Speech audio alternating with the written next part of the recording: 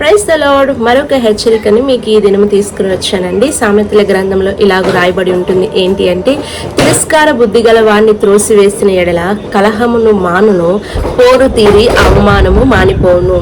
అందుకే కీర్తనల గ్రంథం 1వ అధ్యాయంలోనే రాయబడుతుంది. ఏంటి అంటే, దుష్టుల ఆలోచన చొప్పున నడవక, పాపుల మార్గమున నిలువక, అపహాసకులు కూర్చున్న చోట కూర్చుండక, యెహోవా ధర్మశాస్త్రమందు ఆనందించుచు దివారాత్రములు దాన్ని ధ్యానించువాడు ధన్యుడు అని చెప్పబడుతుంది అనమాట.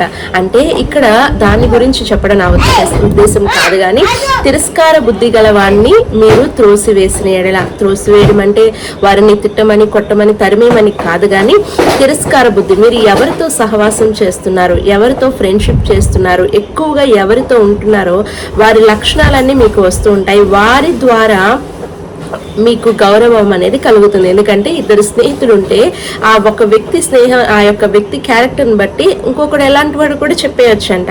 అలాగే మీరు తిరస్కార బుద్ధి గలవాడిని అంటే కలహములు పుట్టించే వ్యక్తితో ఒకవేళ సహవాసాన్ని కలిగి ఉన్నారేమో గమనించుకోండి. వాక్యం కూడా చెప్తుంది, కోపిష్ఠులైన వారితో దూరంగా ఉండండి అని చెప్తుంది అనమాట. మరి తిరస్కార బుద్ధి గలవారిని మీ యొక్క సహవాసంలో మీరు చేర్చుకున్నట్లయితే అతడు కలహములు పుట్టించాలని ఆలోచన కలిగి ఉంటాడు. అతన్ని మీరు అతనికి దూరంగా మీరు వెళ్ళినట్టయితే, అతనితో మీరు స్నేహాన్ని వద్దు అని అనుకుని ముందుకు సాగినప్పుడే మీకు కలహములకు మీరు దూరంగా ఉండగలుగుతారు. పోరు తీరి అంటే అవమానం రాకుండా మీకు ఉంటుందన్నమాట. ఎప్పుడైతే ఒక వ్యక్తి గొడవలకి ఎక్కువ వెళ్తూ ఉంటాడో అతను అవమాన పాలవుతాడనమాట. గొడవలకి దూరంగా ఉండటం అనేది అవమానాన్ని తప్పించుకోవడం అని కూడా సామెతలోనే రాయబడి ఉంటుంది అనమాట. ఎవరైతే గౌరవంగా బ్రతకాలనుకుంటాడో అట్టి వాడు గొడవలకి దూరంగా ఉంటాడనమాట.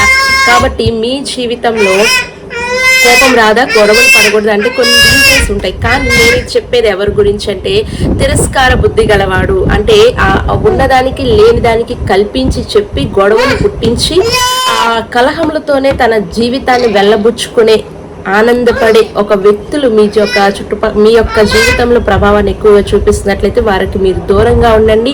వారి నుంచి మీరు దూరంగా ఉన్నప్పుడు కలహము మాని పోరు తీరి అవమానం తీరుతుంది అనమాట.